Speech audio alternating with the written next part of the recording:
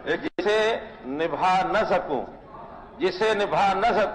ऐसा वादा नहीं करता, जिसे निभा न सकूं ऐसा वादा नहीं करता, मैं बात अपनी सीमा से ज्यादा नहीं करता।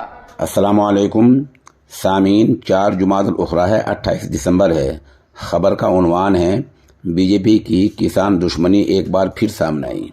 आज हरियाणा असेंबली में अभी कुछ देर पहले हरियाणा के वज़ीर आला मनोहर खट्टर ने महज चंद पुराने तर्ज के अशार पढ़कर किसानों को बहका दिया है।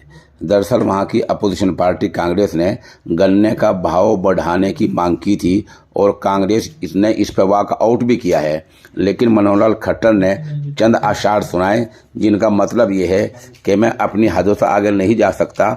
अशार में उलझा कर साफ इनकार कर दिया कि गन्ने का भाव नहीं बढ़ सकता, किसान कुछ भी करते रहें। इस तरह बीजेपी ने और वहाँ की सरकार ने, यानी इसका मतलब है कि जेजेपी ने और बीजेपी ने दोनों एक बार फिर किसान को महरूम कर दिया है और इस फसल में भी गन्ने का भाव बढ़ाने से इनकार कर दिया है।